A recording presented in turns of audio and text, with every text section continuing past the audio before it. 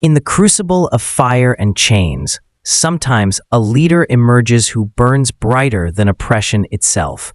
This is the story of Toussaint L'Ouverture, the man who turned the tide of history on the sun-soaked island of Saint-Domingue, now known as Haiti. Born into slavery, he would rise to outwit generals, defy empires, and ignite a revolution that would shake the foundations of the New World. Toussaint was born around 1743 on the Breda plantation in the French colony of Saint-Domingue. His African-born father, Gnou, had once been a king or noble in West Africa, kidnapped and enslaved. Despite the brutal confines of slavery, Toussaint was allowed to learn to read and write, a rarity. He devoured Enlightenment texts, military treatises, and Catholic scripture. A devout Catholic and student of Roman discipline, he showed intelligence, restraint, and an iron will from a young age. He was manumitted around age 33. Free but not blind, he saw the daily savagery against his people, the whip, the branding iron, the mutilations. Saint-Domingue was France's richest colony, producing more sugar than all British colonies combined. That wealth was soaked in blood. The storm that was coming, Toussaint felt it in the wind. In 1789, the French Revolution erupted. Liberty, equality, fraternity. The cry traveled across the Atlantic. In 1791, the enslaved population of Saint-Domingue rose up in a massive coordinated rebellion. Sugar plantations burned. The enslavers fled or were killed. At first, Toussaint stayed in the shadows, but by 1793, he emerged as a brilliant military leader, commanding thousands of fighters. Though untrained formally, his deep reading of Caesar, Machiavelli, and Guibert made him a genius of guerrilla warfare. Here, karma began to tilt. He fought not only for vengeance, but justice. He protected captured planters from massacre. He forbade rape and looting. His troops began calling him Toussaint L'Ouverture, the opening, for he made a path where none seemed possible. But karma in revolution is never pure. In joining the Spanish against the French, he allowed their own colonial ambitions a foothold. Yet when the French Republic abolished slavery in 1794, Toussaint switched sides, aligning with France against Spain and Britain. It was a calculated move. For Toussaint, freedom was not negotiable. Over the next 5 years, L'Ouverture fought off British invasions and Spanish incursions, consolidating power. By 1798, he was de facto ruler of Saint-Domingue. He rebuilt the economy, revived plantations under a system of paid labor, restored order. Here was the height of his good karma. A man who had been born a slave now governed as a general and diplomat, negotiating directly with Britain and the United States. But shadows grew. He forced former slaves to remain on plantations to preserve the economy, a controversial decision. Some saw it as betrayal, others as necessity. Was this authoritarianism or realism? The karma was complex. 1801, he issued a constitution, making himself governor for life and abolishing slavery permanently. France did not approve. Finally, Toussaint agreed to peace. He trusted diplomacy. It was a mistake. The French invited him to negotiations, then betrayed him. He was arrested, chained, and shipped across the Atlantic. Toussaint was imprisoned in Fort de Joux, in the Jura Mountains of France. Isolated, interrogated, slowly starved. The Caribbean lion placed in a snowy cage. In the year 1802, the sun beat hot over the mountains of Saint-Domingue, the richest colony in the French Empire, now trembling under the weight of revolution. Toussaint L'Ouverture, the self-educated son of enslaved Africans, had risen like a phoenix from bondage, not just to break his own chains, but to command armies, outwit European generals, and abolish slavery in a world built on it. He had humbled empires, too, and now Napoleon Bonaparte had come to humble him. Napoleon Bonaparte sent 20,000 troops under his brother-in-law, Charles Leclerc, to crush L'Ouverture and restore slavery. But Toussaint didn't flinch. He didn't beg. He negotiated, brilliantly, playing time against blood, words against war, and when the French came with fire, he answered with iron. His soldiers, many once enslaved, knew the stakes. Defeat meant chains or death. The hills bled. The rivers ran red.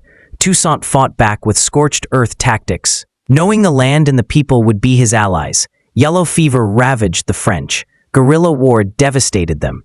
His former general, Jean-Jacques Dessalines, played a key role in resistance. The French struggled, sickened by yellow fever and ambushed in terrain they could not master.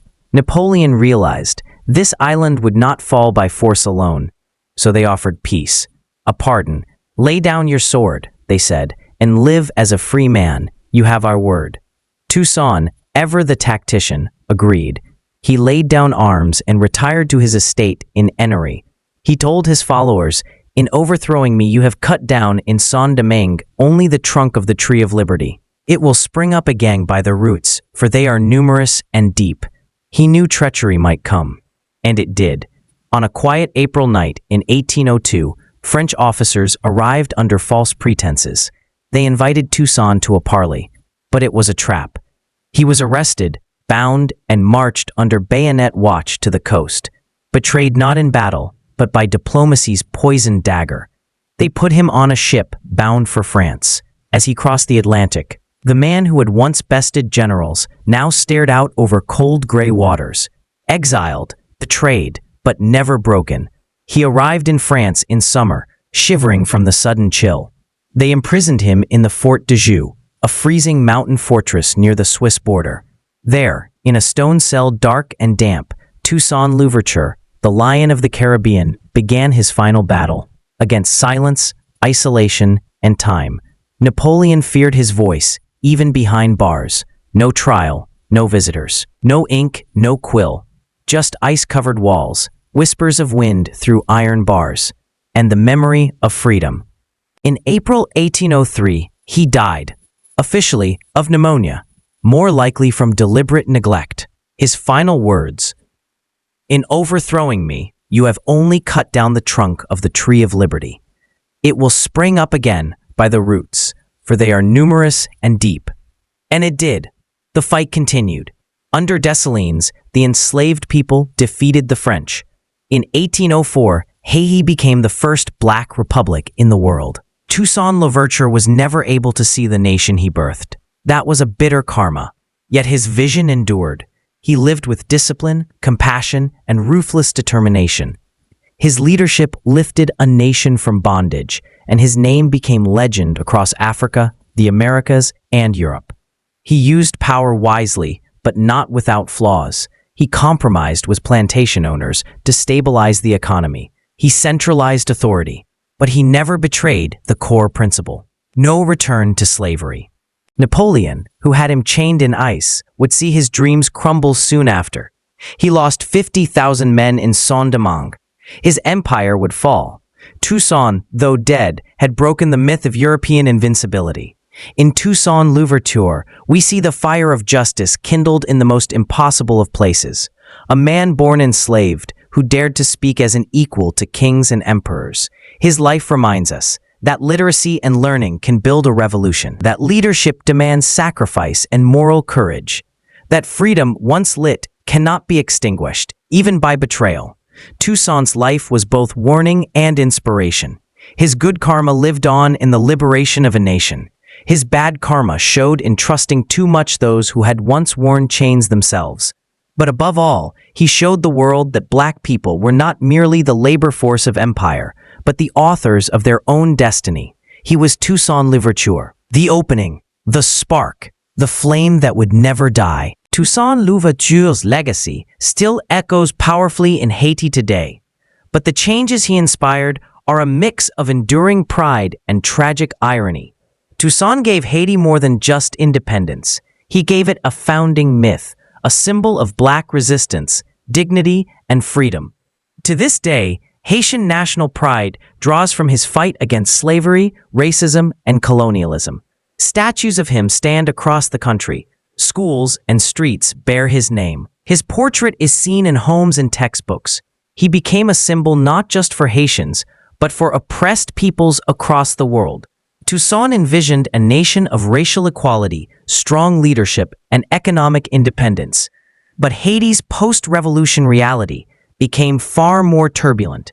The French demanded a crippling ransom called an independence debt. In 1825, plunging Haiti into centuries of poverty, political instability, and foreign interventions, including a U.S. occupation from 1915 to 1934, stunted long-term development. Haiti became the poorest country in the Western Hemisphere, struggling with inequality, corruption, and natural disasters. Toussaint wanted liberty with order, but what followed his death was decades of division and foreign manipulation. Toussaint's revolution sent shockwaves far beyond Haiti, and Haiti was punished for it.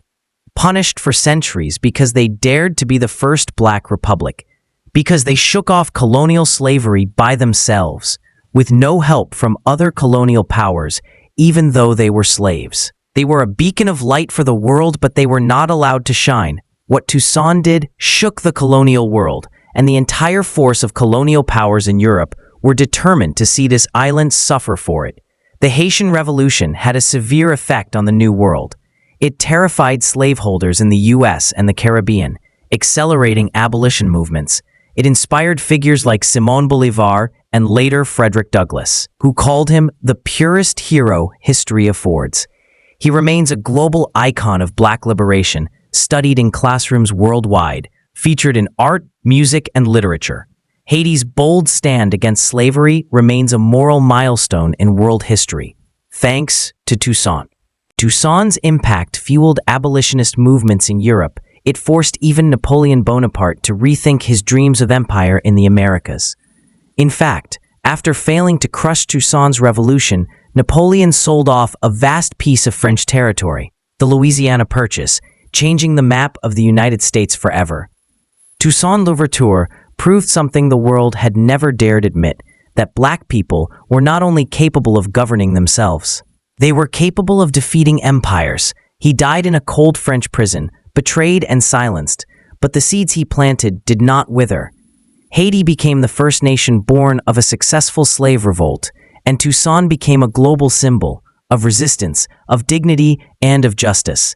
Even today, his spirit marches on in movements for liberation, in every cry for justice, in every fight against tyranny. He was the Black Spartacus, the Haitian George Washington, the first liberator of the modern era. And though he never lived to see a free Haiti, the world would never be the same without him.